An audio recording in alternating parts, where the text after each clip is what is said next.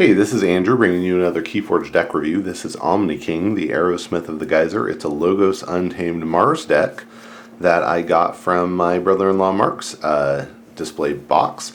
I don't know if you can see, yeah, there it is on the Archon. There's this little wrist thing that I think is pretty interesting. I haven't seen that a bunch, but cool stuff. Yeah, and it has the swirly. If you get these in Australia, they spin the other way. That's a terrible physics joke. All right, so this is Logos Untamed in Mars, and let's see what we get. So we start off with Binate Rupture, and this is an alpha action that doubles the amber in both your pool and your opponent's. Obviously, if your opponent has a bunch of amber, it's probably a bad idea to play it. If they have one or two amber and you have a bunch, then it can be really fantastic. We have a little bit of archive coming, so that can actually help us play it a little better. Helperbot is a 1-power robot. Why would we want to play it? Because when you play it, you can play one non-Logos card this turn. It is the replacement for Phase Shift, really, and that's pretty cool. Glad to see that. Next, we have 2 copies of Lab Work, which is an action with a bonus amber that lets you archive a card, and this is really good for that Binate Rupture. Save it for the right time. We have 3 Libraries of Babel, and that's an interesting setup. If we get those early, they can possibly give us some really good setups later on. The truth is that if you tap 3 of these, you're probably going to get like 1 Logos card, maybe less. So I feel they have some value, but they're not game-changing. None of these are game-changers. 2 copies of Pip Pip, which is a 2-power human scientist that says after an enemy creature reaps, stun it. That's very good for slowing down your opponent's amber generation. ZYX Researcher is a 2-power human scientist who, when you play him, you archive the top card of your deck or the top card of your discard pile. And already there's some nice targets for that. If you can, if your helper bot just died, you can archive it so you can use it on a later turn. The lab works are not bad to archive that way, and there are some other good targets as well coming up. I mean, there's always great targets for ZYX Researcher. I love it. Phila the Researcher is a 1-power human scientist with elusive, and after a creature is played adjacent to Phila the Researcher, in other words as a neighbor of her, you draw a card. Pretty cool if you can pull off a lot of it, which I haven't had great luck with, but it is a cool card. It can work really well with Neutron Shark. I've had situations where I'm able to play Neutron Shark next to Phila, thereby draw a card, destroy the thing on the other side of Phila, and then you can play something on the other side. So there are some cool situations you can set up where you get value out of Phila due to Neutron Shark. And because of that, if I can, I'll try to leave, maybe I'll just have one neighbor on one side of Phila, and then stack people on the other side unless I have a reason not to. The Neutron Shark is crazy. It's a 1-power beast mutant that on play, fight, or reap destroys an enemy creature or artifact and a friendly creature or artifact, and then discard the top card of your deck. If that card is not a Logos card, you trigger this effect again. So this can loop basically until you run out of cards and have to destroy it. You don't control when it starts or when it stops. You do control when it starts, right? It starts when you play it, when you fight, or when you reap. But you don't control when the effect stops. If Neutron Shark is destroyed, you do still finish obeying the text on the box because it all triggers at the same time. It all goes on the stack that does not exist at the same time. And so you would still do that discard, but even if it were not a Logos card, you would go to trigger the effect again, but the effect is no longer in place, so you can't trigger it again. Also, if you run out of deck, then you go to discard the top card of your deck. You can't, and so if that card doesn't have anything to target and fizzles, so the effect stops at that point as well. Those are the rulings so far on Neutron Shark. Okay, now let's go into Mars territory. We have Agent Human, who's a 2-power Martian agent with elusive. And when Agent Human reaps, you choose a friendly non-Mars creature and an enemy non-Mars creature, and you stun them both. Again, the trick here is that you can pick your same non-Mars creature every time, and the enemies pick a different one every time. So you can get some good value out of it depending on how things are set up. Carpet Flotsam likes it if you have no creatures in play. It gives you a bonus amber no matter what, but then only if there are no friendly creatures in play, it'll deal 4 damage to each creature. Not with this deck, but with a different one. I managed to do a near board wipe with a Key Abduction Carpet Flotsam combo that felt really good. Still had to follow it up the next turn with a gateway, an unlocked gateway, because my opponent had so many huge creatures. But it is quite a powerful effect. Next we have Ixixli Fixfinger, who's a 2-power Martian scientist with 2 armor and elusive. And Fixfinger gives each other Martian creature +1 armor. Now, the common mistake here is to think that it says Mars creature, each other Mars creature, but it's not true. It says each other Martian creature. So you really need to look on the creatures for this Martian trait, and it only applies to those, not each Mars creature. The other easy to miss thing is it's each other, not each other friendly, so it would apply to your opponent's Martian creatures as well. Mindworm is a 1-power beast with elusive. Before fight, the creature it's fighting deals damage equal to its power to each of its neighbors, and because that damage is happening before the fight, elusive wouldn't be part of the calculation there. So if you do this to if you fight, let's say a Dominator with this, the Dominator is going to do 9 power to each of its neighbors before the Mindworm smashes into the Dominator and dies. Oh man, I just imagine if your opponent has a Kolth the Quiet and you use this on it, you're going to burn the elusive, Mindworm's going to be fine, and Kolth's neighbors are going to be sad.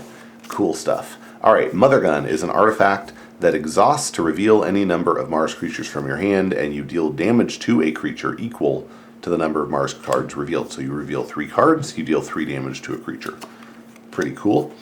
This is really good if you can get it with like Sky Booster or something else that's going to pop Mars creatures back to your hand.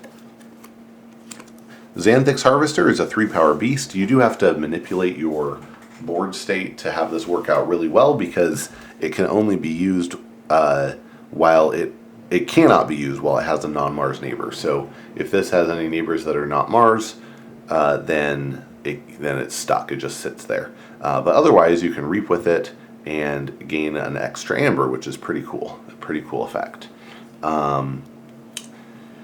Yeah, like I said, it is extra work to keep your board state such that this can fire.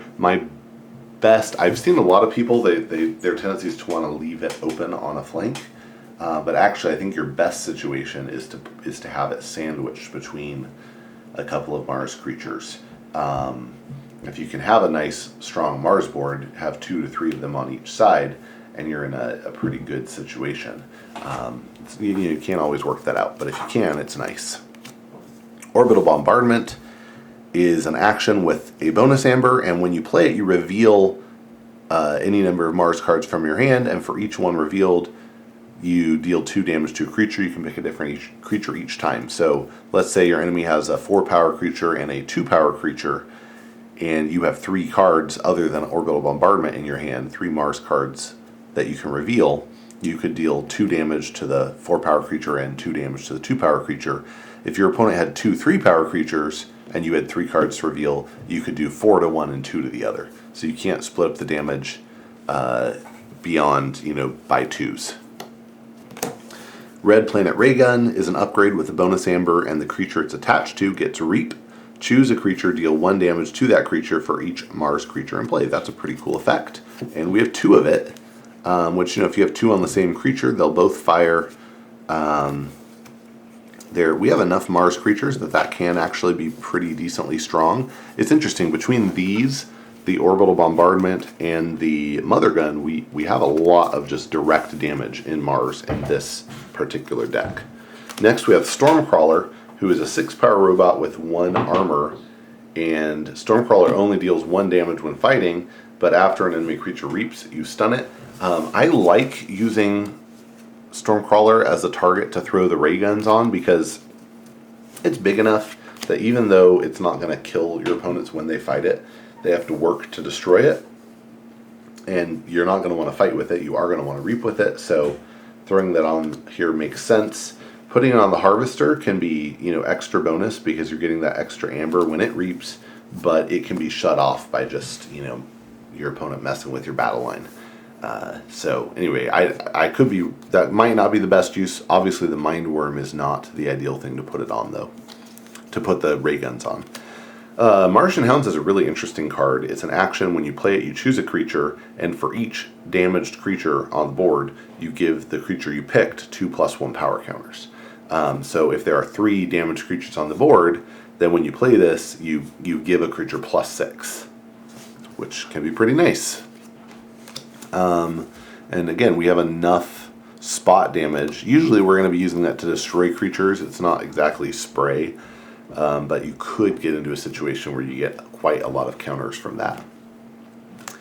Then we have Quixlix Plaguemaster, which is a 3-power Martian scientist who, on Fight and Reap, deals 3 damage to each human creature, and Armored cannot help there. Now we have some of our own humans here: Fila, ZYX, Pip, not the Helper Bot. So those are going to have a little bit of a rough time potentially. Usually this doesn't stay on the board long anyway. This is a really interesting niche card. I don't think, I haven't seen a situation where this makes or breaks a game, because actually in Keyforge humans are not necessarily the dominant species. Alright, let's go into Untamed here. We have Darna, who's a 2-power Elf Witch, who on play gains you an amber for each damaged friendly creature, and on Reap heals 2 damage from a friendly creature. So Darna likes damaged friends. Fanghouse, I think we have 2 of these. Oh, nope, just 1. Fanghouse is a 3-power beast with Assault 3 and Hazardous 3. The real utility of Fanghouse is in taking out stuff with Elusive, since that Assault happens before the fight. Marmo Swarm is a 2-power beast who gets +1 power for each amber in your pool. Bigger as you have amber. We have 2 copies of Regrowth, which is an action with a bonus amber that lets you return a creature from your discard pile to your hand. That's pretty cool. Good way to get back. Usually I want to use this on untamed creatures, but it can depend on the situation. Rusnar is a 4-power beast and insect who, after fight, destroys an artifact. And if that artifact had an amber bonus, you gain that much amber. And we have 2 of those, so that's good artifact control. Save the Pack destroys each damaged creature and gives you a chain. Tantadlin is a 9-power tree that only deals 2 damage when it fights, but when after it fights, you discard a random card from your opponent's archives. They're everywhere. Gains you a bonus amber and then deals 2 damage to each enemy flank creature and 1 to each enemy creature not on a flank. That with Save the Pack can be quite crazy. It can be a really nice board wipe. There's more of the damage in this set is only hits your enemy. There's actually, I think, more things in general in this pack that only hit your enemy. So that's been kind of interesting to see, and that works really well with Save the Pack. Nature's Call is an action with a bonus amber. You return up to 3 creatures to their owner's hands. This is really good for cards with strong play effects. So, for example, I might want to return a Darna to my hand, especially if I have some damaged creatures. I can play Darna right back out again for amber. Maybe I want to redeploy my Xanthix Harvester. Maybe I know next turn I'm going to Carpet Flotsam, so I want to return some Mars cards to my hand. Maybe I want to get the Neutron Shark or the ZYX Researcher or the Helper Bot back into my hand. Those are all pretty good targets for Nature's Call on your own side, or if your opponent just has some annoying creatures, you can push them away too. But of course, you wouldn't want to pick ones with play effects. Niflgrounds is an artifact, is an artifact with a bonus amber, and it can exhaust to choose a creature, and for the remainder of the turn, that creature loses Taunt and Elusive. You have to think a little differently here than you would with Niffle-Ape, because let's say, for example, we have a Noddy the Thief next to Champion and Aphiel. With a Niffle-Ape, you could just fight the Noddy, because Niffle-Ape ignores Taunt and Elusive. But here you could either pick the the Anaphiel and make it lose taunt, in which case you can now attack the naughty, but it still has elusive, or you can target the naughty, in which case it no longer has elusive, but you still have to kill the Anaphiel first. So, you know, your mileage may vary. It's reusable though, which is quite nice, and potentially it's worth more amber than a Niflheim. So, not a bad card, just you have to think differently than you would with Niflheim.